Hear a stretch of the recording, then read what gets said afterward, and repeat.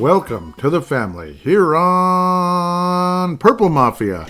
I am your host, Paladino Joey, or Joey Awajan. Purple Mafia is available on all of your favorite podcasting apps. I thank each and every one of you once and always for downloading and listening to the show. It is a great pleasure to be back on board with you once again today, as we're about to dive into probably the most exciting free agent frenzy, the binge free agency. The most exciting free agent frenzy in Minnesota Vikings history, at least during the time of Purple Mafia.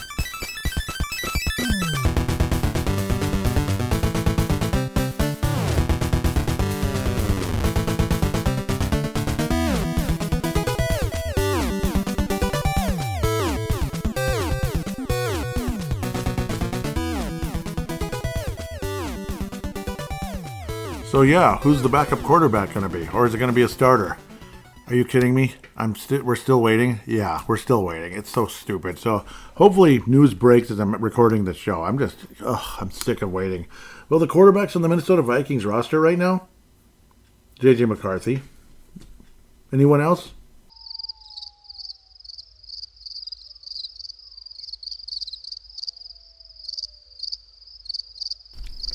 That would be a no. Not even Brett Ripien, but I'm guessing the Vikings are going to bring him back. Oh, Bones Highland is suiting up for the Timberwolves for the first time. Good for him.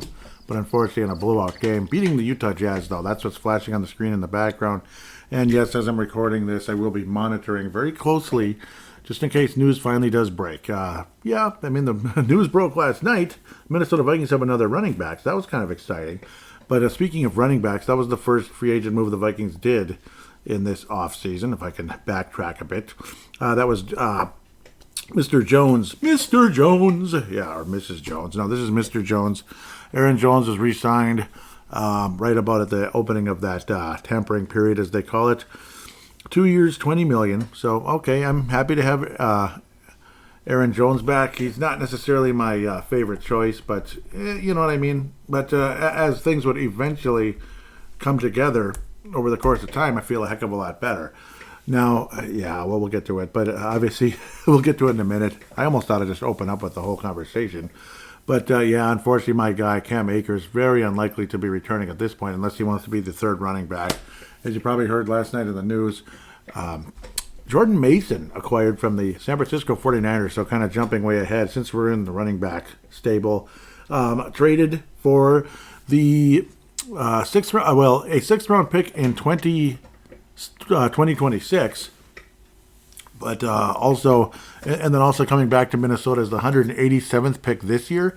The Minnesota Vikings will also be shipping the 160th pick to the San Francisco 49ers. So it's like a pick swap, basically trading down, and Jordan Mason coming to Minnesota. So it's basically a fifth and a sixth. So yes, a fifth and a sixth for another sixth, I believe. Like a late sixth, I believe, is where 187th is. So it is what it is. And then, of course, the sixth next year. So, yes, a total a fifth this year, a sixth next year, and getting a sixth back as well. And Jordan Mason coming to Minnesota, which made me feel pretty darn good. A contract was signed, was it an average of about, I guess $7 million is guaranteed. Looks like the hit is... It's kind of interesting, the numbers. Yeah, so only $350 this year? Am I looking at this correctly? Only 3.5 this year and then 7 next year, and then unrestricted free agent. I do believe 7 of it is guaranteed as well, or guaranteed, as they might say. Mr. Aaron Jones, yeah, so I guess it's 4.8 this year, so it's the cap hit. The Vikings, so the cap hit is 4.8. Again, thanks to Sport Track here. The cap hit is 4.8, but it's like an AAV. You see that probably coming his direction of $10 million. Though, of course, the guaranteed, that kind of all depends as well. But the cap hit next year is 12.8. Otherwise, if the Vikings cut him, I believe, what would be the dead hit on that one? So we'll probably worry about that more in the next season. J.J. McCarthy becomes a free agent in 2029. So that's the good news there. At the end of the day, Minnesota Vikings also trade away Mr. Brandon Ingram for a 6th-round pick to the Tennessee Titans. So that's another departure. See, this is showing Brett Ripien is here. So I've been kind of confused back and forth. And I think he is. Yeah, Brett Ripien should be with Minnesota at about $1 million. So third-string quarterback, more than likely. I don't think the Vikings enter the season with a quarterback that's never played it down, and another one that's barely played it down. I think that'd be kind of weird. Again, could it possibly be Aaron Rodgers, and that's what's kind of holding things up? Talk is it Aaron Rodgers holding things up about signing with the Steelers or the Pittsburgh Steelers or the New York Giants, or the Minnesota Vikings screwing around about giving him a clear answer, like, no, we're going to go in a different direction. Other free agents available and such, which the Vikings could be looking at. We'll get back to that in a momento. We'll get to the free agent signings for now, and then get to the more current Minnesota Vikings situation, and eventually the draft, that type of thing. This might be a 2-segment show. I think that's probably a good way to do it. Probably. Yep. And if you're curious, I did release a Mysterious Adventures episode last night, talking about AI. So yes, the kind of the frightening possibilities with AI, artificial intelligence. It can be kind of scary. So if you're curious, check it out. If you're not interested, that's totally fine. We're here to talk Minnesota Vikings football at the moment. Oh boy. Well, let's get the list going. So Aaron Jones is finally we signed somebody. I remember thinking, okay, yeah, it's Aaron Jones. There's your news. Okay, and now we know that Sam Darnold's not coming back. Former Vikings quarterback. It was just right away. Former Vikings quarterback. ESPN sources. Adam Schefter, of course. Schefter. I think I called him Scheffler on some cases. My bad. Sam Darnold reached an agreement today on a 3-year 100. I think it's actually 100.5, not 110. That might have been a typo on my part. 100. So it's 3 years and 100 million, 100 million point five contract, including 55 of it guaranteed, with the Seattle Seahawks. Seattle has its successor to Geno Smith, and I think it's been back and forth, conflicting reports, which did conclude on 100 million. So an AAV of about 33 going to Sam Darnold, and people like Phil Mackey locally are saying that's a hell of a deal. Because of what Sam Darnold did. And yes, I think it is a pretty good deal for the Seattle Seahawks. And it's kind of funny and interesting how once again, a Minnesota Viking going to Seattle, that would be, it's crazy. I mean, let's just count a few of them right here. Warren Moon, many years ago. John Randall. Okay, now I'm already blanking. What the heck? Warren Moon, John Randall, Nate Burleson. Why is my brain stopping? I feel so frustrated right now. Percy Harvin. That's at least 4 right there. Those are major names, at the very least, that went to, like a lot of people called it like Vikings South, Vikings Northeast, because that's pretty much how that is. Obviously, yeah, major names. Warren Moon, John Randall. I like that, like Warren Moon was there in the 90s, at the end of the 90s. I believe he finally stopped playing in 99 or something. I can't believe Warren Moon lasted that long. He was in Seattle for a while and actually did pretty well. Terry Allen didn't go there. I'm thinking of somebody else. Jared Allen went to the Carolina Panthers. We got Hutchinson from Seattle. It was kind of like a poison pill contract, and then Seattle did the same thing back. But Hutchinson for Nate Burleson, as good as Nate Burleson was, Hutchinson was a phenomenal guard, Hall of Fame level guard. And really helped here. Hopefully we got a Hall of Fame level guard in free agency. We just might. We just might have got one. We'll see how that all turns out, as long as he can stay healthy. So we're going to kind of keep rolling here again, and I'll come up with some other Seattle players, I'm sure. But that's at least 4 major names in the semi-recent past. The Vikings did sign their first outside player, Philadelphia Eagles, who lost about 500 players here in the offseason. So, I don't know, I guess teams win championships and then players just leave. That's just kind of how it is. It's like the Florida Panthers, and I suppose that happened. The Chiefs lost a couple people, and I know the Niners lost like 700 players. The Eagles lost 500, and the Niners lost about 700, including our future running back, at least from, I think he could be a starter. We'll see. Probably won't get as many carries as Aaron Jones this year, but then again, maybe he will. And it's probably a good thing if he does at some point at the end of the day. So I don't see Aaron Jones playing here after this season, especially with the way the contract is structured. But I suppose you could restructure it, I guess. Anyhow, former Eagles cornerback Isaiah Rodgers agreed to an agreement. So it's another Rodgers. This one's Isaiah. 2 years, $15 million contract with the Minnesota Vikings. The deal includes $8 million fully guaranteed. The deal was negotiated by Brian Gavin and Ed. Okay. What the heck? Was Wozwowski of EMG Sports. I'm not sure where all that information came from, but I suppose Adam Schefter and others about who did this and who did that. So, Isaiah Rodgers, that's another interesting one, of course, and we'll look at I think we just talked about the contract briefly. If we could go to defense here. Where's Rodgers? Where's old Raj? All of a sudden we see Aaron Rodgers at the quarterback position. Wouldn't that be something? That one has not been updated. You schmucks. But yeah, 25, 26, and he's a UFA in 27. Not been updated. Come on, Sport Track. What are you doing? Get on track. See what I did there? Wasn't that funny? It was funny, right? Well, I thought it was. Okay, just kidding. I'd like to have had something up, but I didn't. So I apologize. Obviously, offensive lineman, you're not going to get a whole lot of stats unless you have Pro Football Focus, that kind of stuff. Isaiah Rodgers has been he's been around a little bit.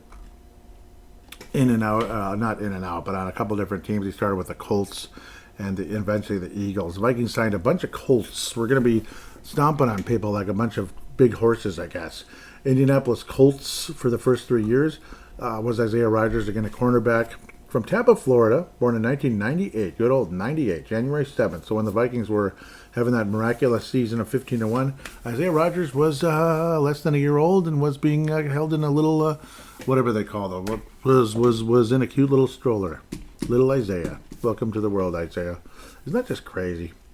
2020 draft, 6th-round pick. See, there's your 6th-round pick. 211th overall. So, yeah, Vikings got the 187th back. So, actually, that might be a high 6th-round pick coming back to Minnesota from the San Francisco 49ers. So, let's get to the Philadelphia last year, of course, got the ring. Sorry, age 22 for in 2020. You know, he was probably mostly special teams and some very light action, but 13 games total. 2017, again, kind of generally the theme with Isaiah Rodgers is he is a rotational cornerback. He's not like a main guy, so he might be a nickel, a dime back, that type of thing, or just, in and out kind of type of thing. So more of a nickel, dime back type of guy at this stage of his career, or at this that's kind of what it's been. Generally speaking, he did start 9 games in 2022, did not play in 23 because of a violation of league gambling policy. Okay, Pete Rose, the whole damn year in 23 didn't play, and then comes to Philadelphia, and his reward is a Super Bowl ring. That's right, 3 starts for the Eagles in 15 total games played.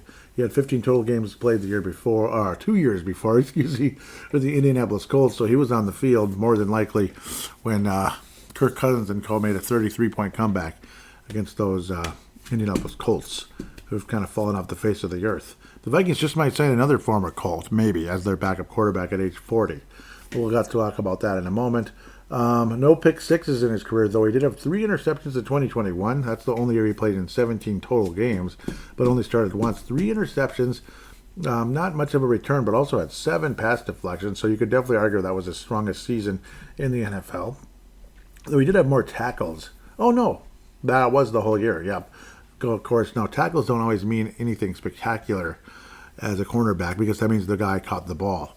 Now, of course, they could mean maybe you're doing a corner blitz as well, getting to the running back or quarterback, though no sacks have been recorded throughout his career and only 2 tackles for loss in 4 years. So, well, he's a rotation corner, and he wasn't too bad, but nothing super special either.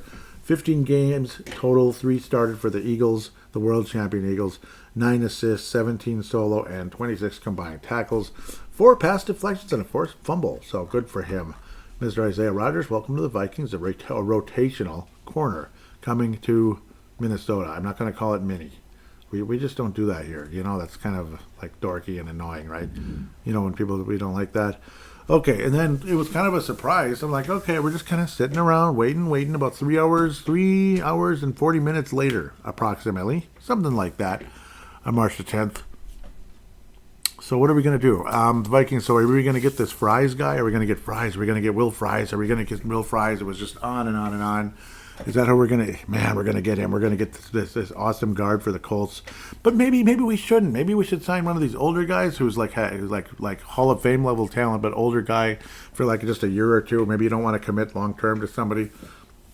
It wasn't like a ACL type of thing with the injury, but a broken leg for Will Fries. But then, we signed his teammate. The center is a little bit older, and what a mean looking son of a gun. We signed a center, Ryan Kelly, meanest looking son of a gun you ever saw. You wouldn't want to meet up with him in a dark alley because he will beat the living tar out of you. Oh yeah, looks a heck of a lot meaner than Garrett Bradbury, who apparently is up for a possible trade or release. So Garrett Bradbury will not return to the Minnesota Vikings. There were some projections that Garrett Bradbury was going to be moved to right guard, and Will Fries will be at left, whereas a healthy Christian Darrisaw with Will Fries. Woo-wee! So obviously I'm jumping ahead about this other Indianapolis Colts offensive lineman that did sign with Minnesota. Ryan Kelly, though, has reached an agreement with the Minnesota Vikings, 2 years, $18 million per Jay Fowler and Schefter. Fowler and Schefter coming to Minnesota. Ryan Kelly, well, 5.6 and then 12 something next year. So basically just 12 million next year. Slightly, well, 67,500. I'll take the 67,500, Ryan. You willing? Especially if it's tax-free. Can I please, Ryan, please? You got 12 million. Can you give me the 67? Come on, Ryan, please. Then then just don't beat me. You know what? You can beat me up all you want. Just give me the 67,500, please. Just beat the crap out of me and give me the money. Is that okay? Please. No, I'm because boy does he look mean. Woo. Heck of a lot more intimidating than Bradbury, who apparently got forklifted several times throughout his career with the Minnesota Vikings, and again has not been traded yet. He becomes a UFA next year with a cap hit of $814. Apparently, the Vikings could save $3 million off the cap if he is cut, and a trade, of course, depending on what the deal is, how much money the Vikings would retrain if he's traded. Odds are he will not be traded, though somehow the Vikings were able to trade Ed Ingram. I hope I didn't call him Brandon Ingram. He's an NBA player for the New Orleans Pelicans, excuse me. I hope I didn't say Brandon Ingram. Ed Ingram traded for a 6th-round pick to the Tennessee Titans. But Garrett Bradbury, not going to happen at this moment.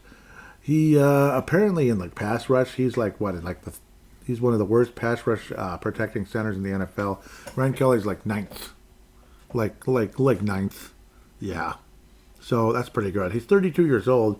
It's only a 2-year deal, but he's a mean son of a gun. He's one of the better centers in the NFL. Ryan Kelly also has been hurt a bit, unfortunately, so there is a bit of that to worry about. But Garrett Bradbury's not exactly Mr. Perfectly healthy all the time either. So it is what it is. I mean, these guys, trenches are important for so many reasons, and these guys, are constantly crashing into each other. Any type of weird stuff can happen, like what happened to poor Christian Darrisaw last year, somebody rolling up on you the wrong way. You don't even want to think about it, but terrible things can happen sometimes. Will Fries had a broken leg last year.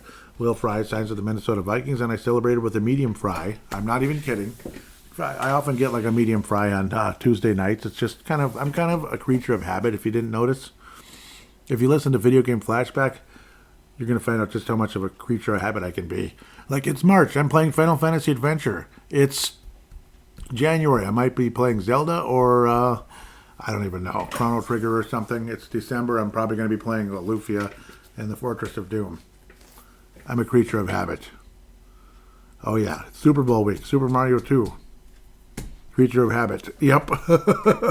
So, yes, I get fries, medium fries oftentimes, and it was a perfect timing for that to happen. But, where's Will Fries? Okay, that was much later in the day. Yeah. Well, because obviously it's still Monday at the time, I believe it would have been. Yeah, because Tuesday was Will Fries in the morning. First, the Minnesota Vikings re-signed Brian Murphy. So, 3 years, $66 million. $22 million AAV. Damn, $22 million? Brian Murphy's a nice cornerback, and he's young, and he's got a good future, but $22 million per. That's a lot of money. But a lot of us are happy to have him back. Byron Murphy. Did I call him Brian or Byron? So I guess they're showing like his old contract and then his new one. So it starts as 5.6 and then goes to 19.5 and 21.6. So I can imagine restructuring. NFL contracts are freaking weird. They're weird. Whereas you have Jonathan Grenard is 22.3, 22.3, 22.3. It's weird, man. Weird. Harrison Phillips is it's almost 10, and then it's just above 9 next year.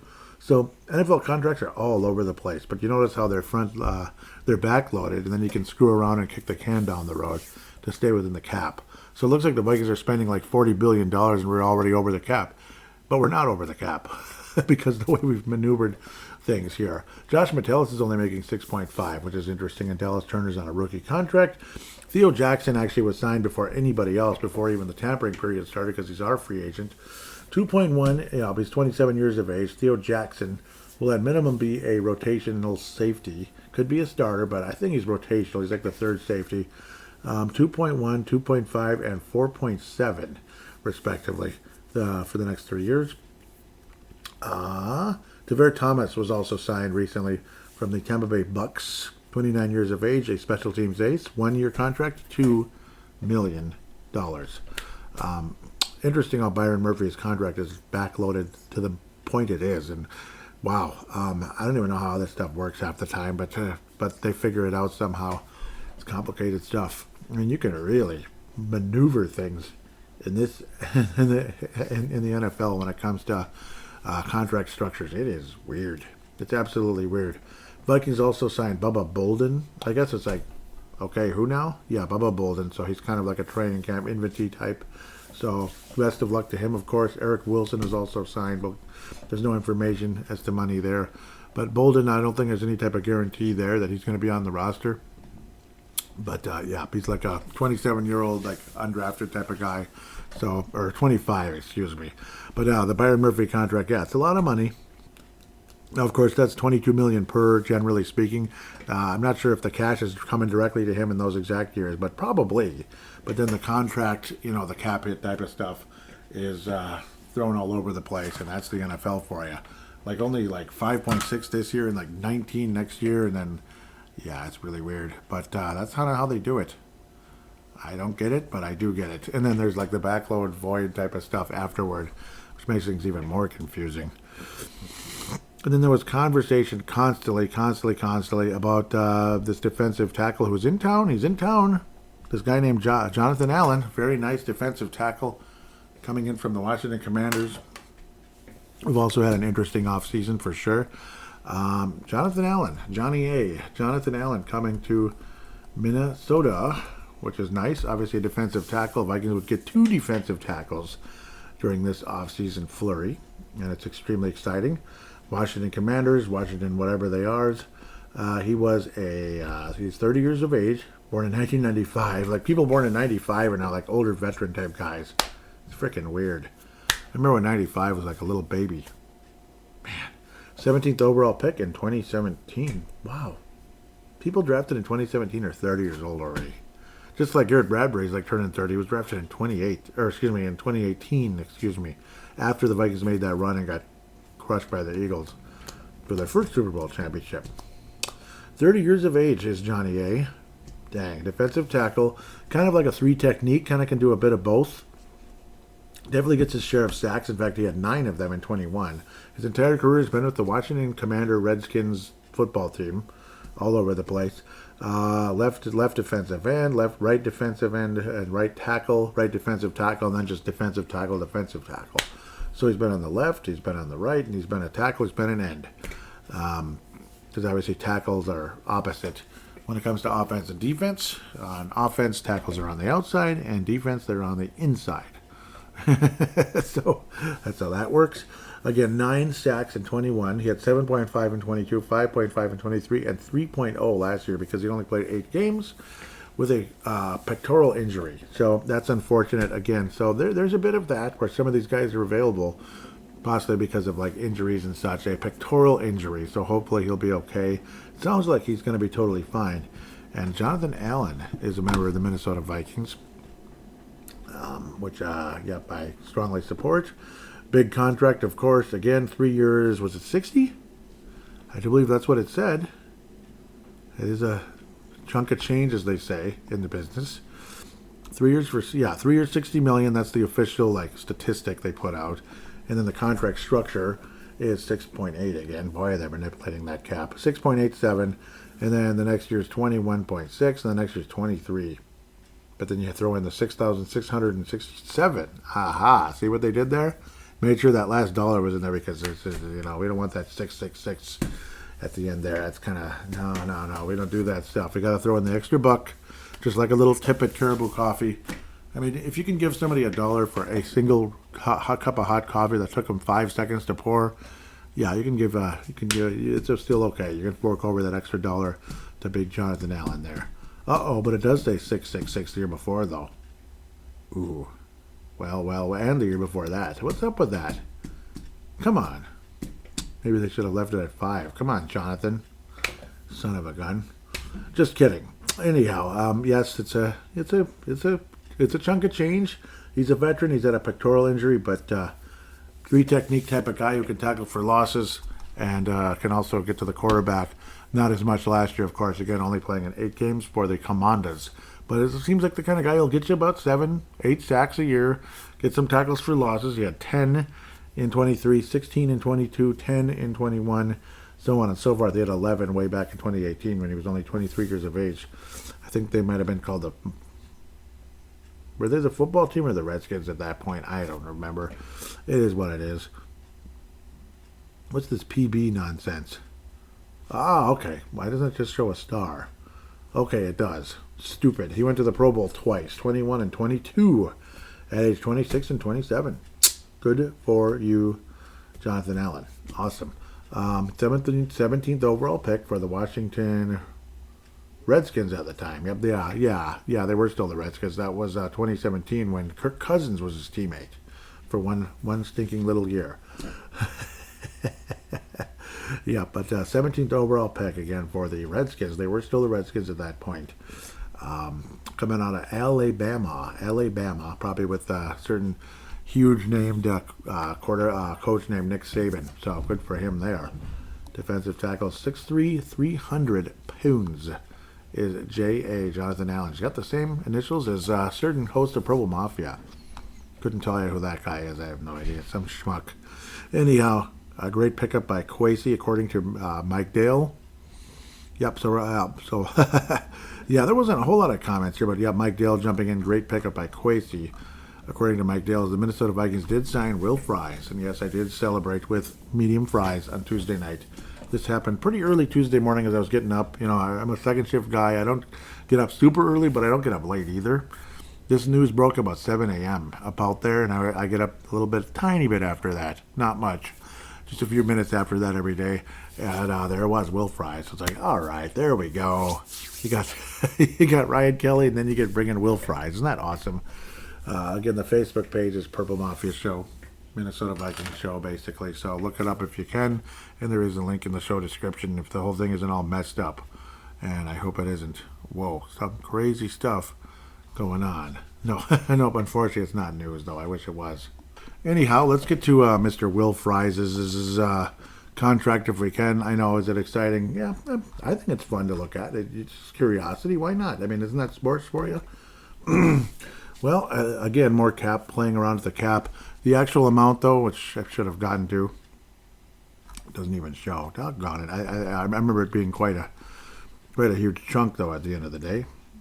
I remember it now. 5 years, 87. So my apologies, almost 88, basically. I remember it saying 88, but it's 87. Oh, yeah, it's just under 88. Yeah, 87.72. Yeah, that's pretty high. So, to the actual contract itself, again, playing around with the cap like we always do, I guess. $6 million this year. A $6 million cap hit. Then the next year, 17.22, whatever.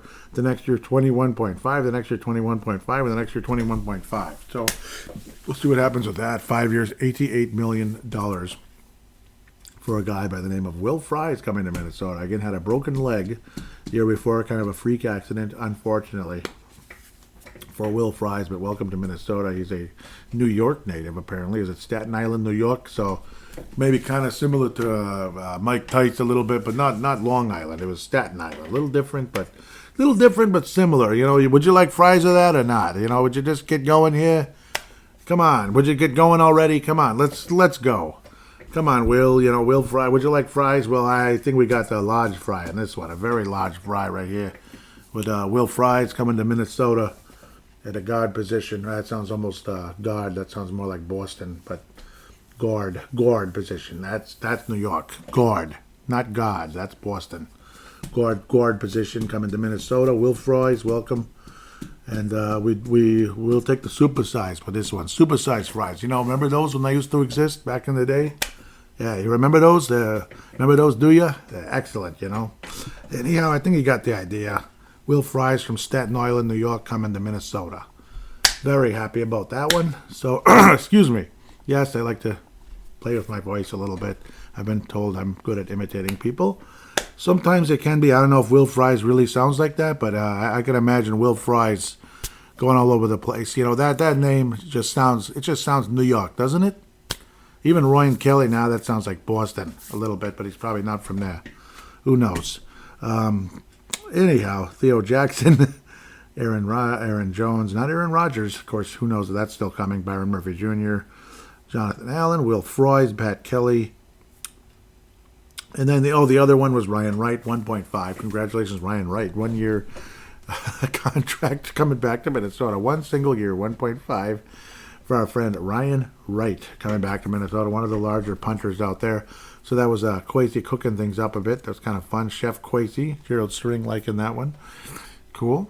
That's from Score North. Sorry, Score North, from stealing that one, I guess. Shortly, Adam Schefter, not Scheffler, Adam Schefter, shortly after being released by the San Francisco 49ers defensive tackle Javon Hargrave reached an agreement with the Minnesota Vikings on a 2-year, $30 million deal that includes $19 million guaranteed. The deal was negotiated by Drew Rosenhaus, which I think everybody on the planet has heard of by now. Javon Hargrave, right? So that's the name coming up here. Another 30-ish-year-old guy, 32 years old. This one's a bit older, coming from San Francisco. This guy's been around the block a bit. Talented for, yep, I would have to say so. He's played some, but he's mostly been a nose tackle, left defensive tackle, and defensive line. That's it. With San Francisco the last 2 years. Pittsburgh Steelers going back to 2016. What just happened? Everything frickin' froze here. Was he not drafted? You're kidding, right? He wasn't even drafted? Salisbury, North Carolina. February 7th, 1993. That's a veteran, all right. There's your draft pick. 3rd round. That's a nice 3rd round pick. 89th overall in 2016 by the Pittsburgh Steelers. The Steel Curtain, and he was a part of that. His nickname is the Gravedigger. Ooh. We got the Gravedigger coming to Minnesota. Career high in sacks with the Philadelphia Eagles in 2022. 11. So again, another pass rushing kind of defensive tackle who can kind of do a bit of both. Played only 3 games last year with injuries, of course. Unfortunately for the San Francisco 49ers. Started all 3 of them, got 1 sack. Unfortunately with the injury. So that's kind of a bit of a bugger, or a bit of a sticky wicket, or whatever you want to call it. Bit of a bugger, I'd have to say. Damn it. So gotta look at that a little bit just out of curiosity. Partially torn right triceps. So that hurts. Obviously because defensive line, you're pushing. You know, you can imagine just like a bench press. And then it just kind of went. You know what I mean? You know, sometimes you're pushing hard on your heel, your foot, and then pop, there goes your Achilles. So luckily it's partially torn, and hopefully they were able to fix it up enough that he will be okay. Unfortunately, again, it's a big loss. Yes, like Kyle Shanahan said way back early in the season, because that kind of stuff takes forever to heal. So only 3 games into the season, that's going back to September. You know, it's a long time ago. Yeah, torn right triceps. I remember Charles Barkley had that just playing basketball years ago, and he was out for eternity. Again, former Pittsburgh Steeler had to, you know, again, he's had some pass rushes, tackles for losses. He had 10 tackles for loss the same year that he also had 11 sacks. But, of course, that can all be relative there. 8 tackles for loss and 7 sacks with the 49ers. You always wonder if those are together or if they're separate. 18 quarterback hits in 2021 for Philadelphia. So he spent a lot of time in Pennsylvania, Pittsburgh, and then Philly, respectively. A couple of Pro Bowls as well. 21 with the Philadelphia Eagles and 23 with the San Francisco 49ers, who almost won the Super Bowl. Frickin', Javon, I wish you could have pulled down that son of a biscuit Patrick Mahomes a couple times during that overtime period. Just imagine if we could have pulled him down. But whereas the Eagles, they absolutely pulled Patrick Mahomes down so many times, and you just knew. Like this time, those SOBs aren't going to catch up and win. It's over this time. San Francisco would have been more, satisfying seeing them win a Super Bowl again instead of the Eagles. But let me tell you, I was extremely happy to see the Eagles, win that game. I'm not going to say anything about what I'm looking at right now, but I was very happy when the Eagles won the game. That's all you need to know. That's all you need to know. He's worn number 79 with Pittsburgh, 93 with the Eagles, 97 with the Eagles, and 98 with the San Francisco 49ers, North Rowan, North Carolina. is where this young guy, where this man is from. Well, that's where I went to high school, Salisbury, North Carolina, overall. But definitely one of the more respected defensive linemen out there. Defensive tackles, defensive line. Don't see him as a defensive end, more as a tackle, which is totally fine. You already got Jonathan Grenard, guys like that, so who can do some serious pass rushing. And he's built like a defensive tackle. He's 6'2", 305. Like defensive end, you're talking 6'6", 6'5", that kind of stuff, 6'7". So he is a defensive tackle, but one who can be a bit of a he can be a nose tackle, and he can get some pass rush action going on as well. So nice to have you, Javon Hargrave. Hopefully this grave digger can keep digging some graves again. But of course, again, he did not. Why was he? Yeah. He did play against the. He did play in the Super Bowl, but they lost. Damn it! Last year it was just a absolutely disappointing lost season for the San Francisco 49ers, and that's probably one of the reasons why they lost a lot of players in the offseason. Either they wanted to leave, or they just kind of said, "Okay, we're going to go in a different direction." So Hargrave was actually released, like they said, multiple times here. Thank you, Adam Schefter, many times over for all the releases. Another thing that's been going on, sources, Falcons will move forward with Kirk Cousins as quarterback. Either a $27.5 million backup or trade bait, as they are absorbing the $10 million guaranteed money, basically. They have to, they basically absorb the $10 million, so that's for sure going to happen. Kirk Cousins will either be a backup or trade bait, possibly, again, one of those emergency trade type of things like Sam Bradford years ago for Minnesota. Because you never know if there's going to be some kind of freak injury. You just don't know to like a starting quarterback. Like Teddy Bridgewater, nobody on the planet expected that to happen when he was out there doing exercises and his knee just went whatever direction it did. I mean, I'm imagining like a horseshoe-shaped looking thing, and the whole team just walking away with tears in their eyes and throwing their helmets. That's basically what the what was described on that fateful day back in August 2016. So, I mean, the reasons why you make emergency trades for a Kirk Cousins type of a guy. So that's probably what it is, like a reserve possible trade bait type of thing coming forward. Otherwise, he's going to be a very expensive backup quarterback for the Atlanta Falcons. And, of course, Michael Penix has had an ACL, so I don't know. Michael Penix, he's no guarantee either. He's just not. So there is that. We'll see what happens with the Kirky. Some people even talking about possibly we should have tried to get him if the Falcons released him, but now it's over. I can't imagine the Vikings making a trade for Kirk Cousins to be the backup. Would be interesting. I don't think the Vikings are looking at Kirk Cousins as a potential backup, but wouldn't that be interesting? As they're saying maybe he'd be willing to be to nurture J.J. McCarthy, but I wouldn't put too much. I wouldn't invest too much in that. I in that possibility happening. You know, I don't know. Yeah. Interesting. Anyhow, we'll move on. Sorry, I got distracted by some text here. How did you not remember this? It's amazing how people don't remember their own classmate years ago, but maybe they don't want to, I guess, because they're not very memorable. Yes, as mentioned before, Ed Ingram, this is March 13th, was traded to the Houston Texans. No, did I say Tennessee Titans? It was the Houston Texans. Flippin' Saunders. Well, yeah, I get those two teams mixed up. Can you imagine why? The Tennessee Titans used to be the Houston Oilers, and then Houston, and I don't know, I feel stupid, so I apologize. Houston Texans is where Mr. Ed Ingram has been traded for a 2026 sixth-round pick. And I do believe this pick basically was moved to get this Mason Jordan guy. You know, you ever heard of him? He was a pretty good running back for San Francisco last year. So we'll talk about him soon. I guess I've been kind of pushing that backwards for a while. Vikings have brought back Eric Wilson. He used to be a member of the Minnesota Vikings years ago in the what's-his-face era. His name was Mike Zimmer. So Eric Wilson coming back to the Minnesota Vikings. Started his career here, played with the Green Bay Slackers and the Philadelphia Eagles a bit as well. So, and the Houston Texans. He's been all over the place.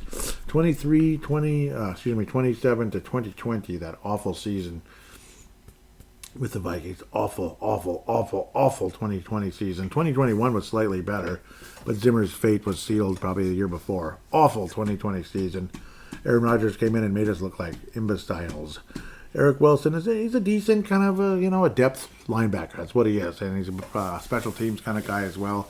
Special teams depth linebacker. He did get 3 sacks a couple years in a row with the Vikings back in 19 and 20 respectively.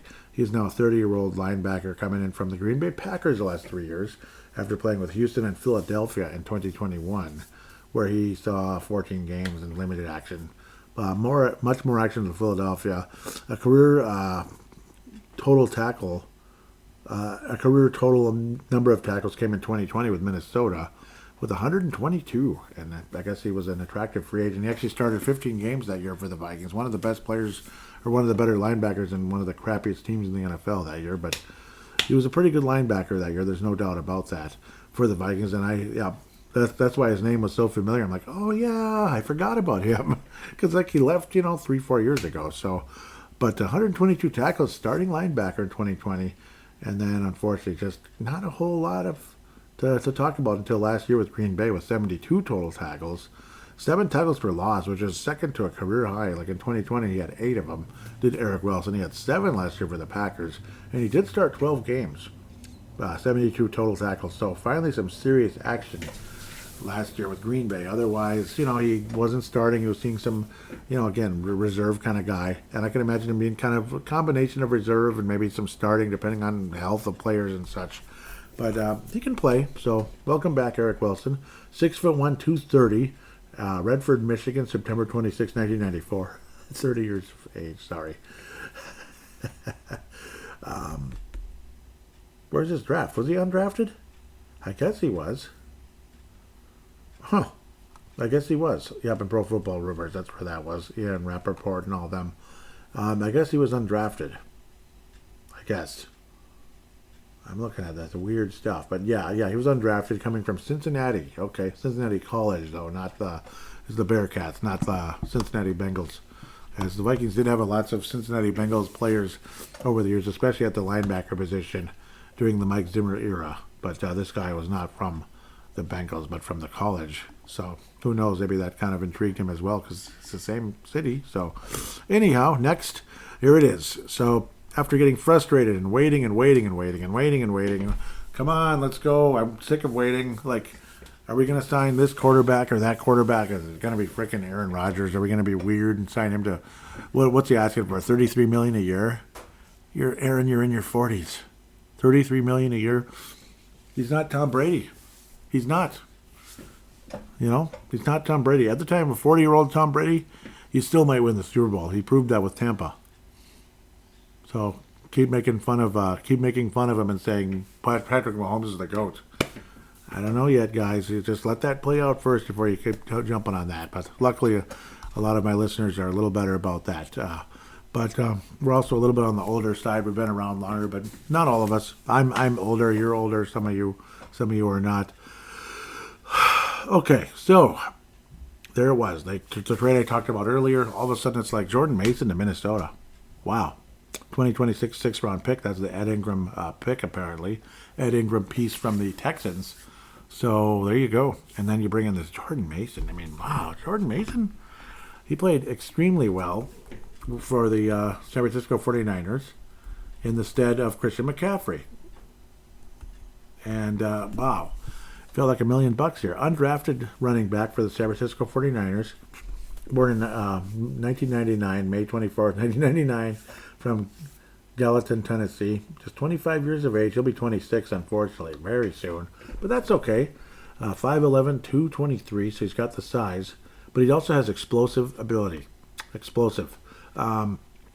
He was one of the league leaders in explosive runs last year, which is extremely exciting. What's also amazing, and way better than what Aaron Jones did last year, yards per attempt throughout his entire career. His yards per attempt throughout his entire career, 5.3. Wow, 5.3. That is sick in a good way. 6 as a rookie, but he only had a couple. But then a 55-yard long, a 26-yard long, and 24. But still still amassed 5.2 yards a carry. Last year in 12 games, he started 6 of them, 789 yards, 3 touchdowns. Not the sexiest number of touchdowns necessarily, but 5.2 yards per attempt again. Yards per carry, yards per attempt. Jordan Mason could be a starting running back in this league, and I remember being like really excited about him, possibly picking him up in fantasy. I forget if I did or didn't. I can't remember what happened. I can't remember, or like I just missed out, like damn it, that type of thing. I think it was one of those type of deals. But then Christian McCaffrey, of course, eventually came back, but it was kind of a lost season for the 49ers in general. Receiving numbers aren't all that great, just be honest with that, but we'll see. He had 11 catches for 91 yards. This is Jordan Mason. Again, 12 games total, 6 starting. And again, he did get hurt during the course of last year as well, unfortunately. So there was that. I mean, San Francisco was just a freaking cesspool of injuries last year.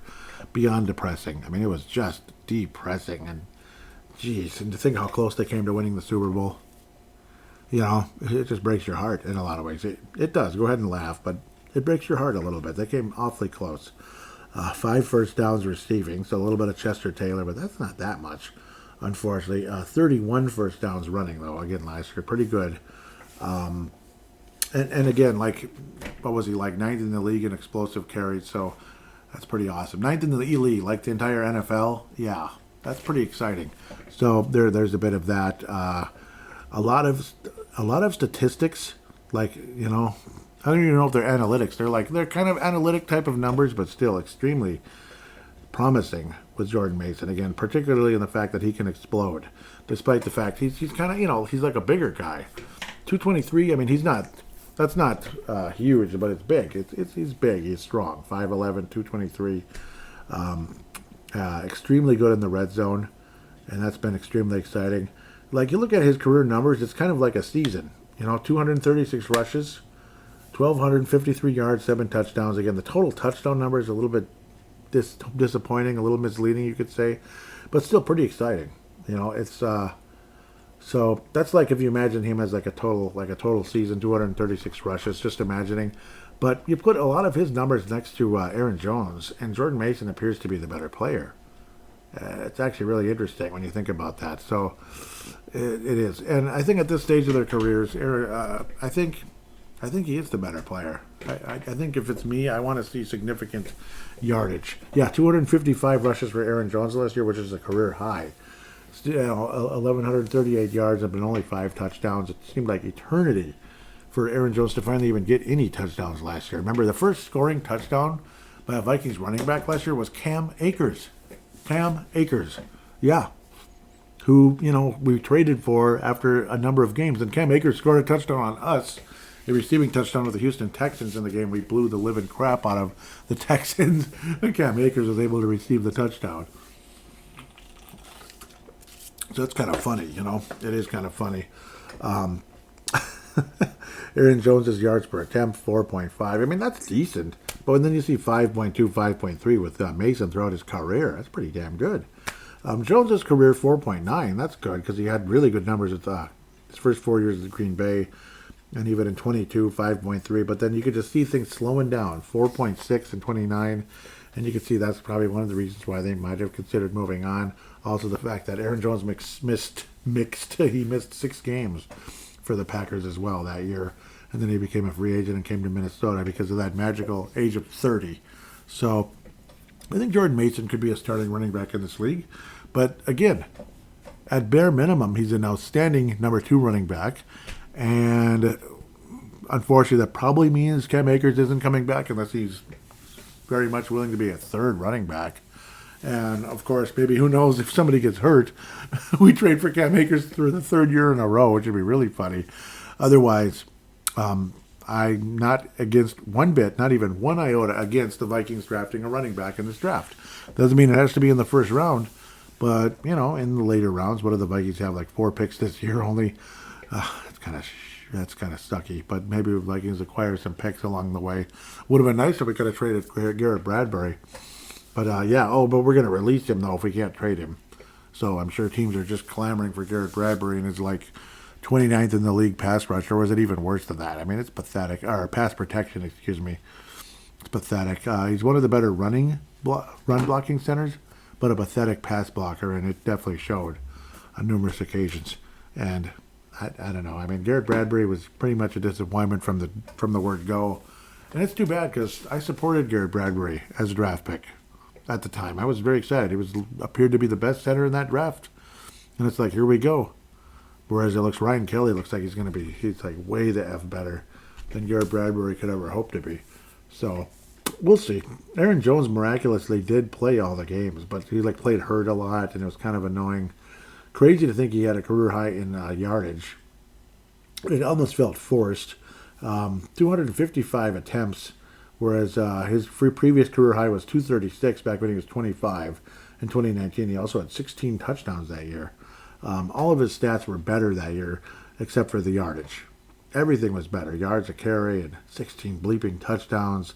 So some epic numbers, to say the least. Great receiving yards, so I will give him credit there. Him being Aaron Jones, 474 that one year in 2019. And then even last year, 408. So it's like the numbers are good. It's just, we'll have to wait and see. It is kind of funny. I can imagine Aaron Jones becoming a third down back, maybe because he's a good receiving back. And maybe Mason Jordan, he'd be like the first 2 downs. Maybe you go that direction, because I think that wouldn't be a dumb idea at all. Like where maybe Chester Taylor was freaking valuable, man, as a third down back. And I wouldn't mind the Vikings coming in with that approach, even though Aaron Jones is making more. So what? It's not like Mason Jordan's making nothing. He's making decent money. And if one guy is more explosive on the first 2 downs, and you could have this other guy as a good receiving back to be your Chester Taylor to get those key first downs at times, that could be an intelligent move. It could be a very intelligent move if the Vikings go that way, and I'd consider that. Maybe as the year progresses, we'll have to wait and see. I'm sure Aaron Jones is going to get the majority of the carries at the beginning of the year. But as the year progresses, and Mason Jordan clearly shows there's more of a explosivity to his game, but that Aaron Jones can be kind of that receiving third down type of guy to get those key first downs. Maybe it's 3rd and 4 or whatever, and he can make that catch and little move and get that first down. That'd be great. So I know he had a few of those last year in key moments, him being Aaron Jones. Whereas Mason Jordan, maybe he could be a little more exciting on the first 2 downs. So that's kind of my thought process there. Unfortunately, I guess that's kind of, that's it? Oh, is that it? Is that all the Vikings did? Yeah, that's all the Vikings did. They didn't do jack. Yeah, they didn't do nothing. It's like the longest first segment in terms of free agency talk I have ever had on this show. 52 minutes. 52 minutes. And now we're going to give an ode to Paul Flatley. The 1963 Rookie of the Year. Former Minnesota Vikings wide receiver born in 1941, passed away today. Paul Flatley played in the 1960s, of course. 1963 Rookie of the Year. We will honor Paul Flatley right here and right now with a moment of silence.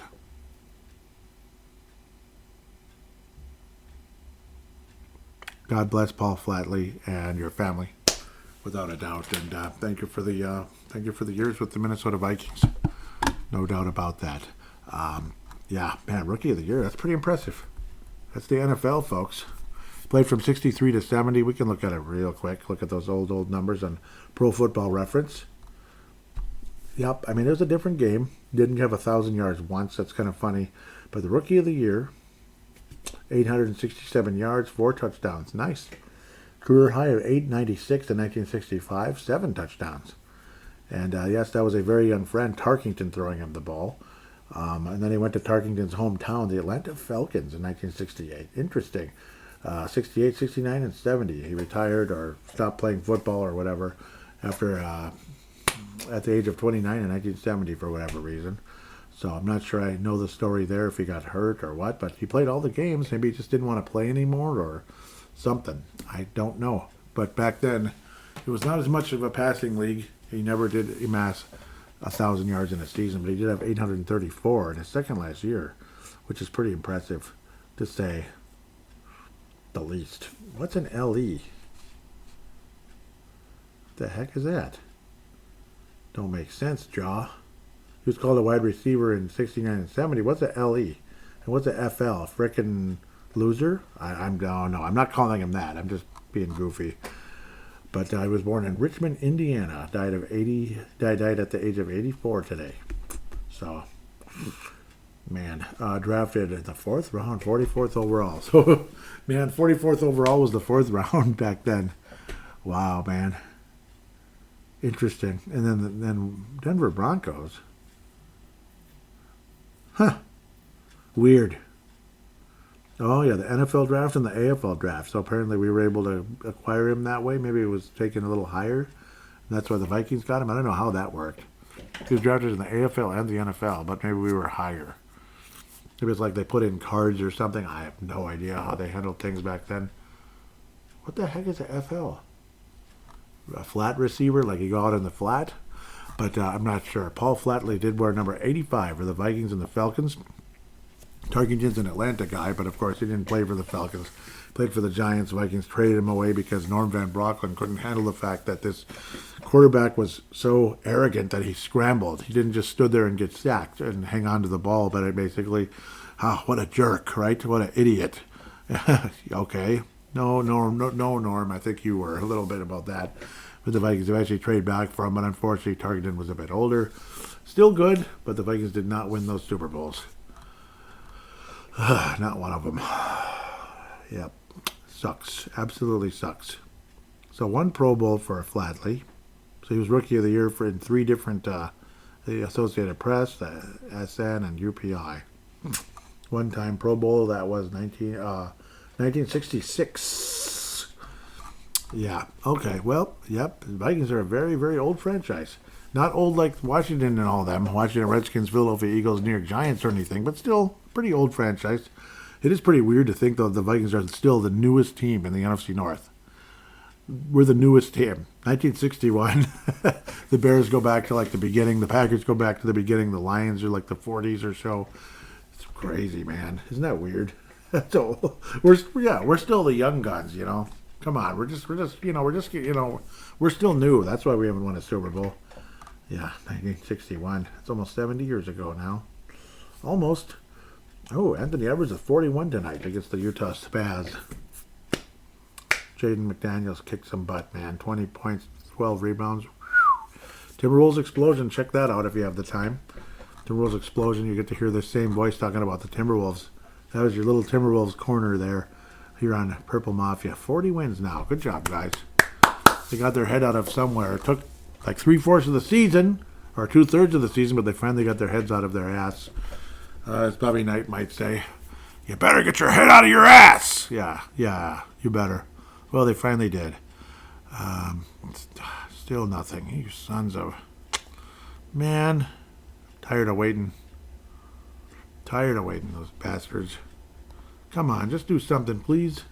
Anyhow, I guess we can jump into looking at the at the mock draft a bit. The next show, I'm not sure what I'm going to do, depending on how big the news is and who the Vikings sign at the quarterback position. Oh, yeah, I suppose I could look at the upcoming quarterback free agents. Yeah, I think that would be important. So to look at who we could still get, possibly, for the Minnesota Vikings. Unfortunately, you still have like people like Aaron Rodgers there. Yep. Well, I had it up a while ago, but then of course I lost it. There we go. See, well, come on, guys. Okay, well, we could say the signed ones too for fun, real quick. So yes, just to kind of go over it. Sam Darnold, of course, the 100.5 for 3 years. Justin Fields, 2 years, $40 million. Daniel Jones. That's the other topic I didn't get into, and why we're in this fix right now. Daniel Jones left the Minnesota Vikings for the Indianapolis Colts. Maybe it's said that the Vikings offered $11 million for a year. Daniel Jones leaves to the Indianapolis Colts for $14 million 1 year. But I guess more of a chance to start. So that's kind of annoying and frustrating. A lot of people not happy about that one. It's very disappointing, to say the least. So Daniel Jones going to the Indianapolis Colts. 1 year, $14 million. And again, that's why we're in this fix. Digging around. We wouldn't even be talking about Aaron Rodgers. But fudge knuckers. Jacoby Brissett, who I wouldn't have minded one bit. 2 years, 12.5. Annual value of 6.2. That would have been nice. He's a veteran, but I would have liked Jacoby Brissett coming to Minnesota. But he went to the Arizona Cardinals. Cooper Rush, I wouldn't have minded either. You know, kind of like a, maybe slightly younger, but a veteran going to the Baltimore Ravens. Nice move by them, leaving the Dallas Cowboys. Cooper Rush, who tortured us on Halloween a few years ago when I said purple cupcakes, boo. Yeah, Cooper Rush made us look stupid. Annual AAV of 6.1. Josh Dobbs, are you kidding me? $4 million a year for Josh Dobbs, but I suppose his athleticism is so good that's where people get intrigued by him. Josh Dobbs going to the Patriots, and I never saw him as a legit backup here in Minnesota. Mason Rudolph could have possibly been one. 2 years, $8 million, annual value of 4. Marcus Mariota, a lot of people like him. 1 year, $8 million to the Washington football team. No, Washington Commanders. A lot of people would have liked to have Mac Jones. This is a pretty good deal. Going to San Francisco, taking less money probably than other teams. Going to San Francisco to get in the Kyle Shanahan School of Quarterbacking. Not a bad move at all. There's 3 possible places where quarterbacks can go to get better again, and that would be the San Francisco 49ers, the Los Angeles Rams, of course, with Sean McVay, and our guy by the name of Kevin O'Connell in Minnesota. That's definitely 3 places to go if you want to improve your game, possibly as a starting quarterback in this league, or at least a really good backup. Taylor Heineke goes to the Chargers, Los Angeles Chargers, 6.2 for 1 year. Zach Wilson to the Miami Dolphins, 1 year, $6 million. Nick Mullins also leaving the Vikings, 2 years, 4.5 to the Jacksonville Jaguars, 2.25 for the Jaguars in annual value. Somebody named Kyle Trask, I don't know much about him. A little under $3 million to the Bucks. Brandon Allen, we do know about him, but there's not much to write home about. 1.4225, whatever the heck, going to the Tennessee Titans. Bailey Zapp, Kyle Allen, and Gardner Minshew. Bailey Zapp and Gardner Minshew both signing with the Kansas City Chiefs, and Kyle Allen going to Detroit. And the financials not showing here, unfortunately. So let's look at the available guys. Aaron Rodgers made 37 last year, 37 and a half. Looks supposedly seeking 33 this year. Are you kidding me? Trey Lance made 8.5 last year with the Dallas Cowboys. He's an unrestricted free agent. He could be an option, but I don't think he'd be much of a like a guy to nurture anybody here in Minnesota. Maybe he'd be a flyer type of a move. Drew Lock, though, maybe. Still under 30 years of age. He's actually only 28.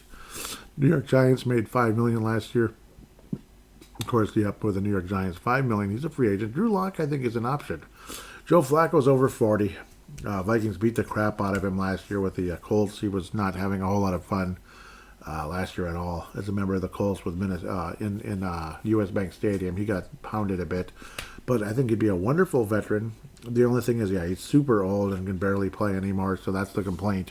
4.5 last year, probably would take about 3 with Minnesota.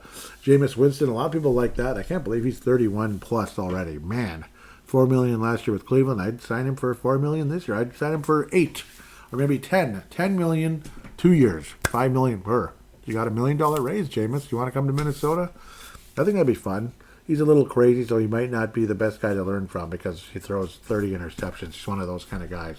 Carson Wentz, who's was a guy who was once thought of as a unbelievable prospect. Now he's 32 and he's got a Super Bowl ring, yeah, but being hurt or whatever, and watching Nick Foles carry the Eagles to a Super Bowl title in a surprise fashion, made a 3.325 last year with the Chiefs.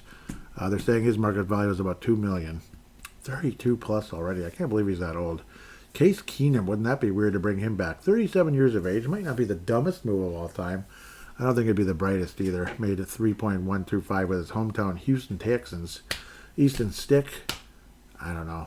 I just don't know. I don't know much about him. Sounds like a third stringer to me, but still made over almost $3 million a year. I've heard of him, but it's like, I've heard of C.J. Beathard too, but I mean, to me, I have no interest. I have no interest. Russell Wilson's still a free agent, flying around the country with the Giants, and the Giants and the Cleveland Browns as possible suitors for Russell Wilson. I'm not real interested. Though he might not be the worst thing ever, but I'm not particularly interested. Teddy Bridgewater, I'd be extremely interested, but it seemed like, I don't know, years ago with Miami, like he's just done. I was shocked when Detroit signed him. 1.2 mil. I'm not even sure he made that much, though. I don't know. But Teddy Bridgewater with Detroit last year, unfortunately, basically just kind of showed up and watched them get beat by Washington in their first playoff game. They didn't win one bleeping playoff game last year. Neither did the Vikings.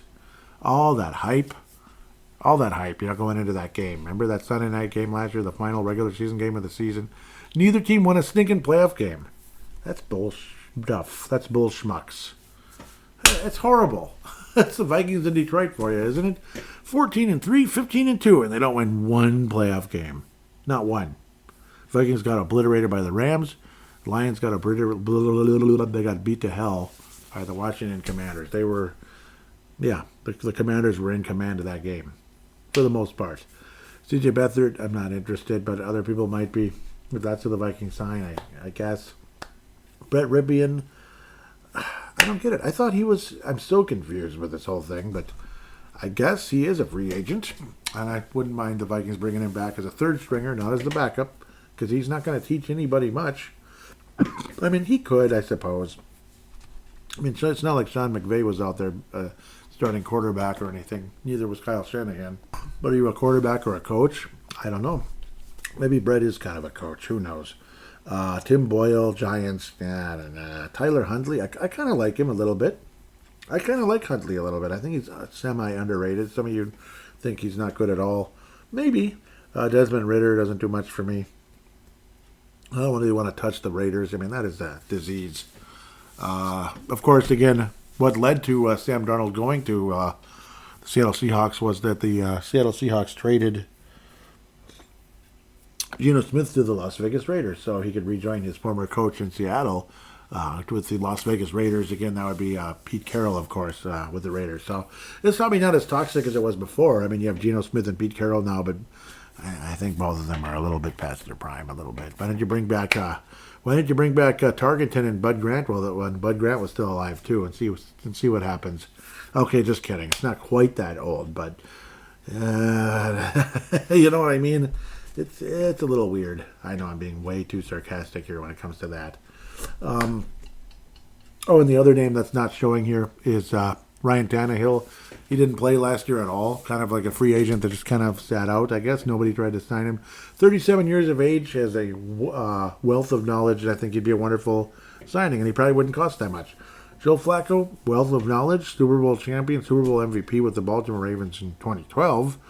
Not quite 1812, but almost. I'm just kidding. 200 years after 2012, but you get there, 1812, excuse me.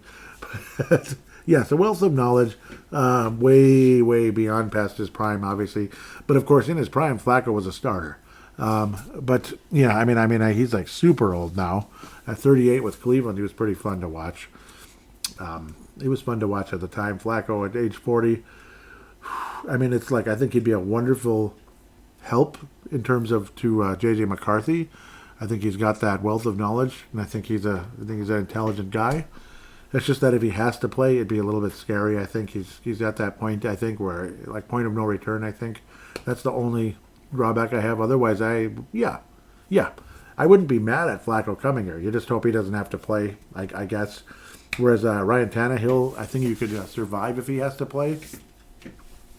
That type of thing. I mean, Flacco, who knows? Maybe he still could do something. It's just last year was kind of scary when he was at the Colts. He was way different than the year before. It was like Cleveland, there was just this magic wand, but then he comes to Indianapolis, and it's like there was no magic points left. It's like, oh, man, all that magic dust ran out. It's like, doggone it, because Flacco was fun to watch as Cleveland during that short time. So we'll see. For me, yeah, like the candidates are like Flacco, Jameis Winston, Ryan Tannehill, guys like that. Obviously, Aaron Rodgers is a candidate. It's just that I'm not interested, really. He's over 41 years old. Trey Lance hasn't done a damn thing in this league, even though he's ultra talented. Drew Lock is a name I didn't talk about at all before. Yeah, I mean, I think he should be definitely in the conversation. You know, he's got some knowledge and such, and I don't think he'd cost that much. And yet he's done it. You know, he's played in this league. He's played in this league and all of that. So Lock, Flacco, guys like that, I'd be okay with. I would just wish there was some kind of a news, like, brief here, just a da-da-dun, Vikings sign, you know, Drew Lock. Vikings sign Ryan Tannehill. Vikings sign whatever. Tom Brady. Okay, just kidding. Would you have? Oh yeah, Brent Jacobson. Would you have any interest in doing a bracket challenge for fun this year? Nope. Okay, yeah, I already did one, but I already did one, but maybe I jump in. Yeah, I'll get to him in a minute. It's not like I have to answer him this second because the deadline is what, Wednesday, I believe, or Tuesday, something like that. And well, on the one I did so far, I got St. John's man, Rick Pitino winning the whole enchilada. So quarterback situation. If I was to endorse one guy, gun to my head right now, Drew Lock, Joe Flacco, Jameis Winston, Ryan Tannehill. I will choose, if gun to my head, Carson Wentz, all these other guys. I choose Ryan Tannehill. That might be crazy, but I'm choosing Ryan Tannehill right now. Gun to my head. Otherwise, I'd be fairly pleased with any of them, even Flacco. Yep. I love Flacco. It's just that's the one thing that scared me is if he has to play like 2, 3 games. But I don't know. I mean, it doesn't mean if somebody just no, let's just no, just guys stay healthy if you can. That'd be great. That'd be great. I choose Ryan Tannehill at the moment. That's what I'm going to go with. If I have to pick one guy, like gun to my head, Aaron Rodgers, I just say no. With that, I'm going to take a quick break and come back for fan interaction, which should all be on Twitter now because I did read Mike Dale's comment about the nice pickup with Will Fries.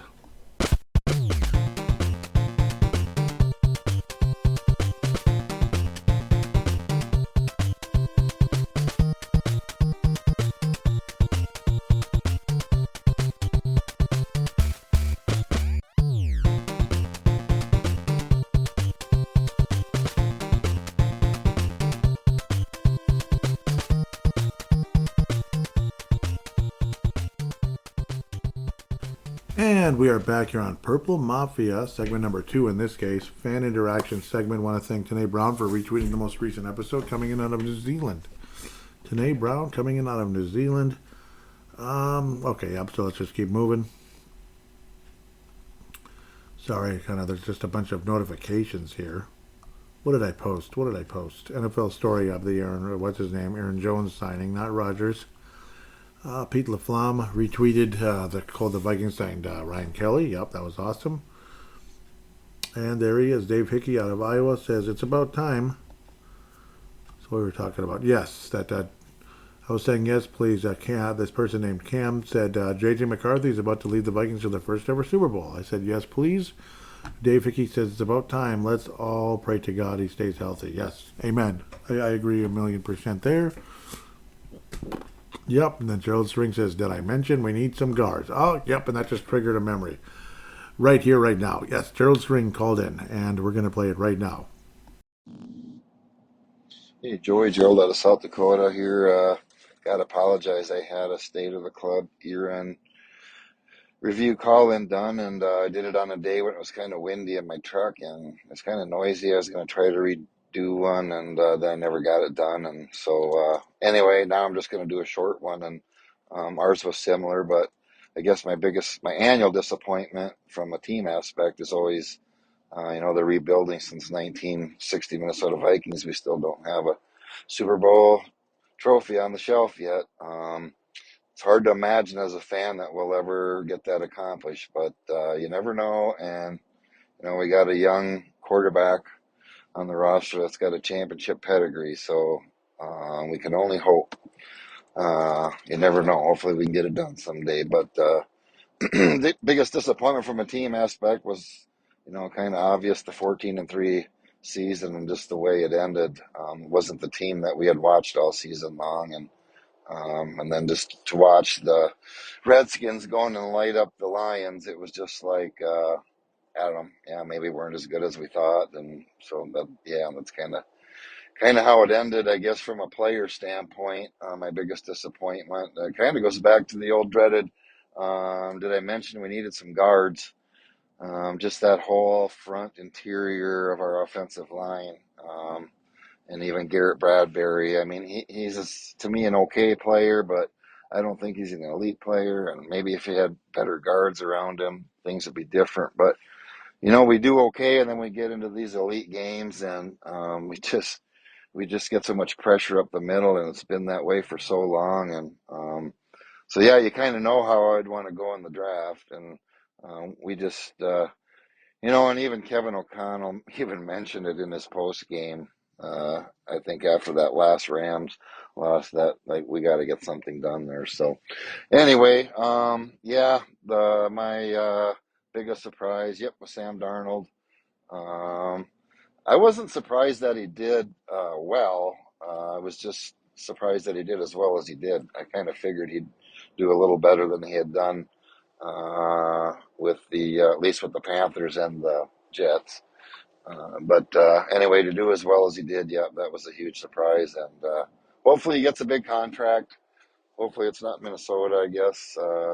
Kind of hoping we go with the rookie and stick to that rookie contract and build around him with some younger talent. And so there's that. So anyway, I went a little bit different on my MVP.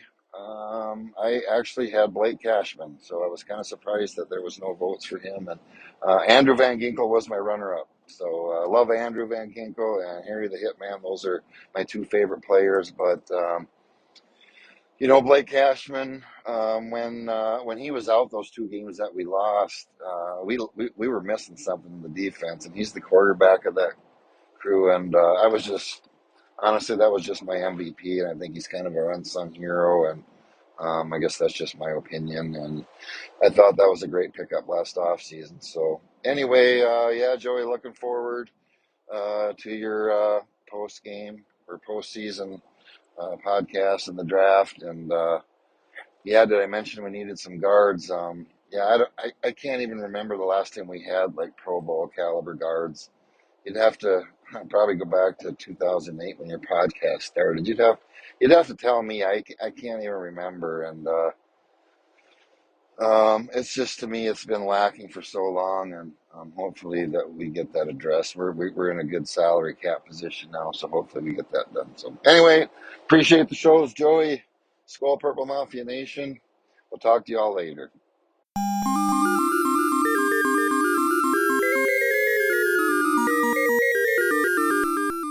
Great call in, Gerald. And of course, again, yep, Sam Darnold being the biggest surprise, Cashman being the MVP, and the disappointment, of course, just the way the season ended. Like, what a joke, huh? Yeah, like they're such a good team. They look so promising. And then it's just like a totally different team. It's like Jekyll and Hyde. It's ridiculous. So, yeah, Cashman, obviously, nobody could tackle, it seemed like, when Cashman was out. So, yeah, I can totally understand that point of view. I was thinking about that, too, a bit. And then I was like, okay, Van Ginkel. Yep. I mean, it was a great season. So, yeah, great season for him, and a really good free agency period last year, and an incredibly epic one this year that hopefully leads to bigger and better things. Completely agree about building around J.J. McCarthy and that rookie contract, and hopefully J.J. McCarthy's as advertised, because I really like him. And yes, Gerald, did I mention we need some guards? I remember how you said that in that call, and just the way you're like, did I mention we need some guards? Just the way you said it years ago was so funny. And yes, so 2008, I think Steve Hutchinson was still here, right? Yeah. He was here for a while, and then wound up with the Titans later. Yeah, he was the last Pro Bowl guard. Other than before him, we're probably talking like Randall McDaniel, back in the '90s. So he was a legend, of course, first ballot Hall of Famer type of guy. But yeah, now we have Will Fries, and then of course a great center potentially with Ryan Kelly too. So very exciting at the end of the day. And thank you. Yep, I love that tweet from Gerald. Did I mention we need some guards? Yep. Yep, we got at least one, and got rid of one as well. And yeah. So Dave Hickey says, welcome to Minnesota Tavier. That would be that Mr. Tavier. Yep, Tavier coming from the Tavier Thomas coming from the Bucks as a special teams ace. Thank you very much. Danae Brown responding to the poll. And let's look at it real quick. So the poll, good number of votes. Nice sample size, I'd have to say, for sure. So the choices were Aaron Rodgers, Jameis Winston, Carson Wentz, which I probably should have put in Ryan Tannehill instead, but Joe Flacco also. And again, a decent number of votes. Joe Flacco wins, 35.1. Second place, Aaron Rodgers. Wow, 26.3. Jameis Winston and Carson Wentz somehow wound up tied, 19.3. Interesting. I bet if Ryan Tannehill was in there, he would have taken maybe some of Rodgers' votes, but that's my fault, unfortunately. at the end of the day. But Joe Flacco wins. Tanae Brown does agree. He says, I feel as though Flacco would be the best mentor out of this group. I think so too. Winston is interesting. Go big or go home type of quarterback with a good defense. He could be playable. Yeah. And yes, Jameis Winston could be a lot of fun with the Vikings if the Vikings went in that direction. He was, obviously he threw like 1 billion interceptions in his career, which is part of the problem why he wasn't a franchise level quarterback. He was a number 1 overall pick once upon a time, and he probably should have been a franchise quarterback. Franchise talent, but again, just, I don't know, too wild. A little bit too much of a gun, too much of a gunslinger. Kind of like a guy by the name of Nick Mullins. Extremely talented, but too many mistakes. That's kind of what happened basically to both of those guys.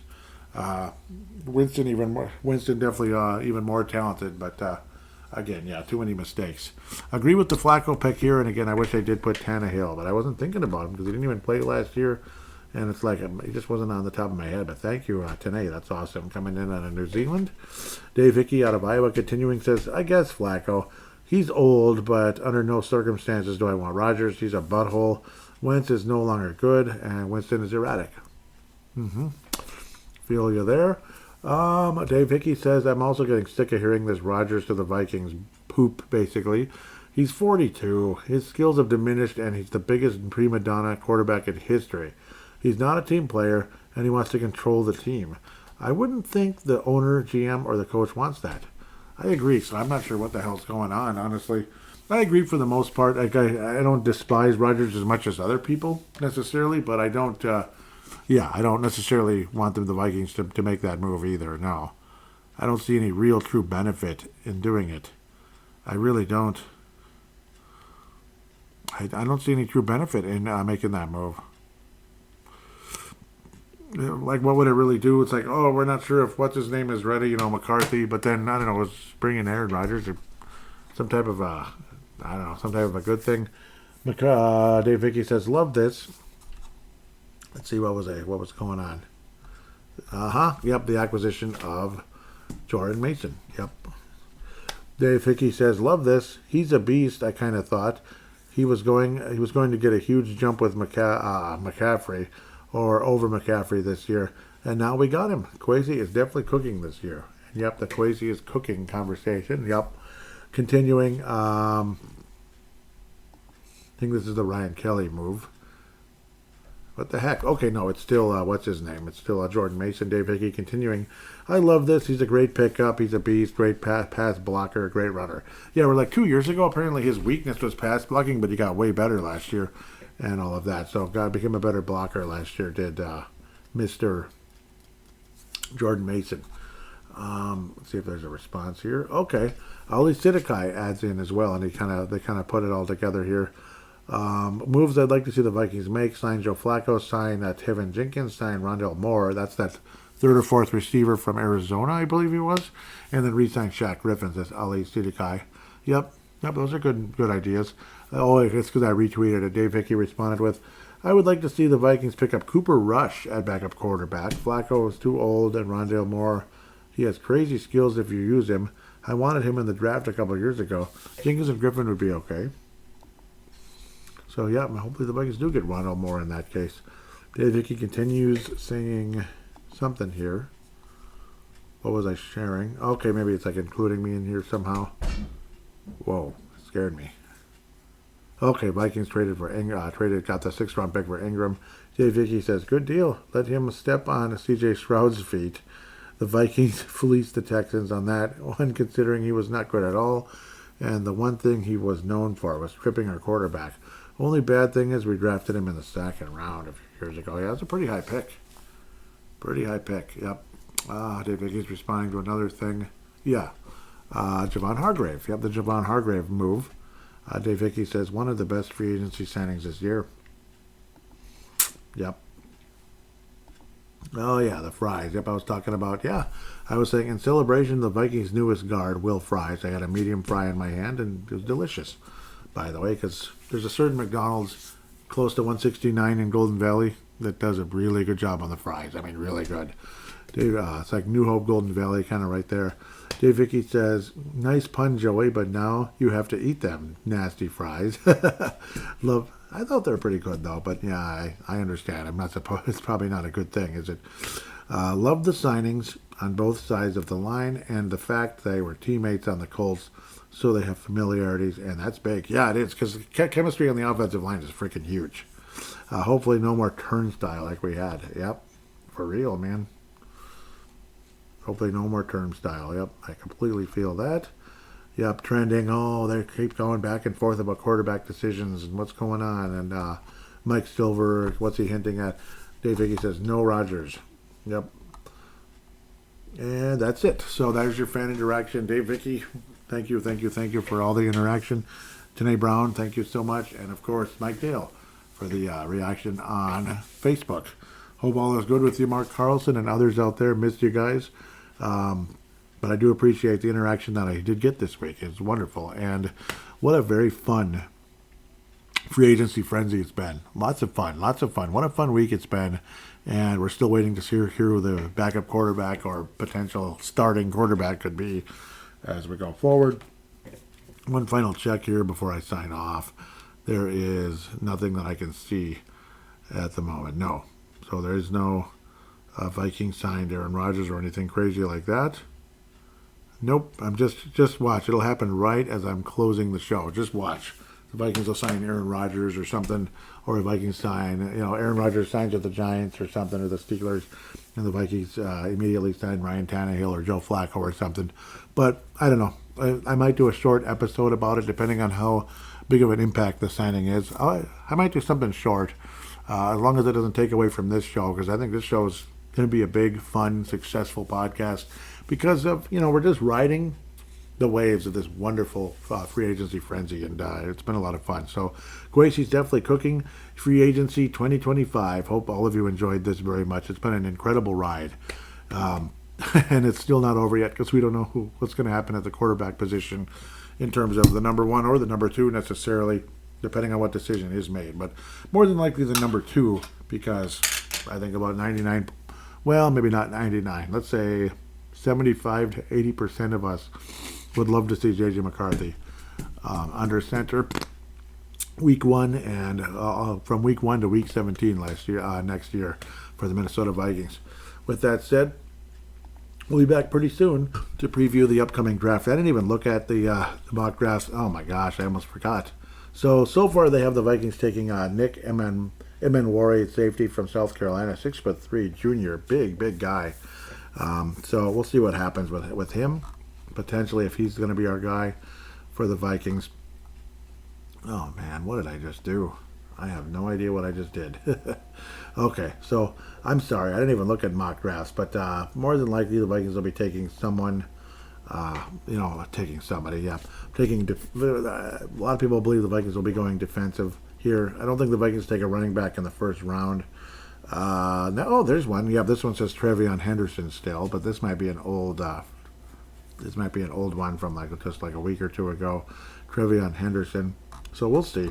He's coming out of Ohio State. Yeah, of course. So that's a big name guy from a huge school that's had all kinds of success. The Draft Network. Okay. Yeah, a lot of people have Cam Ward going to the Giants. So we'll see what happens there. Vikings are at 24, and they have us taking a defensive pack named Jade Barron. So, yes, I just wanted to at least bring this up to see where the Vikings might be looking. It's all over the place. It's not J.J. McCarthy, and then, Bo Nix. Huh. Or you trade down and get Bo Nix or something.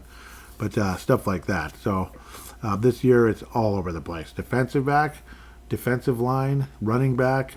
So all over the place. Probably not a guard, but maybe. I wouldn't be too surprised if the Vikings took a guard at one of the picks somewhere in the draft. So we'll have to wait and see. Sorry, I just probably figured I better throw that in. But the next episode will be heavily focused on the draft. Probably open up with a little free agency talk because we're probably going to, if I don't throw in a short episode talking about, the quarterback situation coming up in the next day or two or however long this frickin' takes to be settled. So with that said, have yourself a wonderful few days, few weeks, whatever it is. The next major episode will be the draft, but again, there might be a breaking news episode coming up, a shorty as well in between. So until then, take care, God bless, and Skol Vikings.